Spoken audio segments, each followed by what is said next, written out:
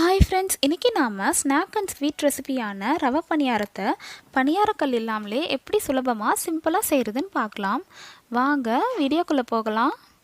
இது வரைக்கும் சேனலை சப்ஸ்கிரைப் பண்ணாதவங்க இந்த ரெட் கலர் சப்ஸ்கிரைப் பட்டனை ப்ரெஸ் பண்ணிவிட்டு பக்கத்தில் இருக்க பெல் ஐக்கானையும் கிளிக் பண்ணிவிடுங்க. அப்போ தான் நான் போடுற வீடியோஸ் உங்களை தவறாமல் வந்து சேரும். Welcome to masala treat. Mixing பவுலில் 1 கப் மைதா மாவு, 1/2 கப் ரவை எடுத்துக்கோங்க. இது வறுக்காத ரவை தாங்க. சேர்த்துட்டு இது கூட 1/2 கப் அளவுக்கு சர்க்கரை சேர்த்துக்கோங்க. உங்களுக்கு இனிப்பு அதிகமாக வேணும்னா இன்னும் கொஞ்சம் சேர்த்துக்கோங்க. 1 பிஞ்ச் அளவுக்கு உப்பு சேர்த்துட்டு 1/2 ஸ்பூன் ஏலக்காய் தூள் சேர்த்துக்கோங்க. சேர்த்துட்டு இது எல்லாத்தையும் நல்லா ஒரு முறை கலந்து விட்டுக்கோங்க. அப்போ எல்லாமே ஈவனாக மிக்ஸ் ஆகிடும். இப்போ இதில் 1/2 கப் அளவுக்கு பாலை காய்ச்சி ஆற வச்சுருக்கேன். அந்த பாலையும் சேர்த்துட்டு நல்லா ஒரு முறை கலந்துக்கோங்க.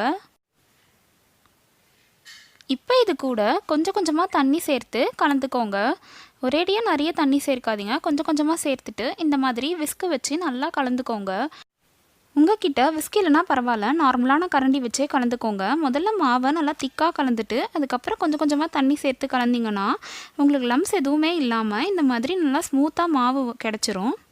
மாவோட பதம் இந்த மாதிரி நல்லா தண்ணியாக இருக்கணும்.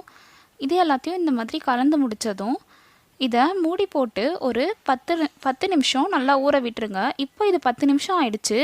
பாருங்கள், மாவு இப்போ ஊறி நல்லா திக்காக இருக்குது. பாருங்கள், ஃபஸ்ட்டு தண்ணியாக இருந்துச்சு. ஊறினதுக்கப்புறம் இந்த அளவு திக்காக இருக்கணும். உங்களுக்கு ஒரு வேளை தண்ணியாக இருந்துச்சுன்னா எக்ஸ்ட்ரா 1லேருந்து 2 ஸ்பூன் மைதா போட்டு கலந்துக்கோங்க. அப்போ இதே மாதிரியே உங்களுக்கு கிடச்சிடும். இப்போ சூடான எண்ணெயில் நம்ம இந்த மாவை ஒரு கரண்டி ஊற்றுனீங்கன்னா இது கொஞ்ச நேரத்துலேயே இது இப்படி மேலே எழும்பி வந்துடும். இந்த மாதிரி கரண்டி வச்சு எண்ணெயை மேலே தெளித்து விட்டுட்டே இருங்க. அப்போது இது புஷ்ஷுன்னு பூரி மாதிரி எழும்பி வரும். இந்த மாதிரி எண்ணெயை மேலே தெளித்து விட்டுட்டே இருக்கணும். அப்போ தான் இந்த மாதிரி வரும். இப்போ இது ஒரு பக்கம் கோல்டன் ப்ரௌன் கலர் ஆனதும் இதை திருப்பி போட்டு இன்னொரு பக்கமும் கோல்டன் ப்ரௌன் கலர் ஆகிற வரைக்கும் வேக விடுங்க. இது மீடியம் ஃப்ளேமில் வச்சு தான் பொரிக்கணும்.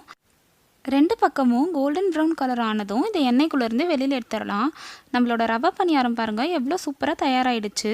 இதே மாதிரியே எல்லா மாவுலேயும் நம்ம பணியாரத்தை சுட்டு எடுத்துக்கலாம்.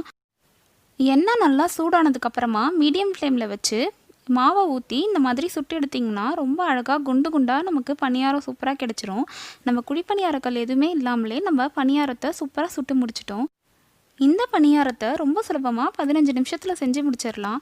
இதை நீங்கள் உங்கள் வீட்டில் செஞ்சு பார்த்து உங்கள் ஃபீட்பேக்ஸை கமெண்ட் செக்ஷனில் போடுங்க.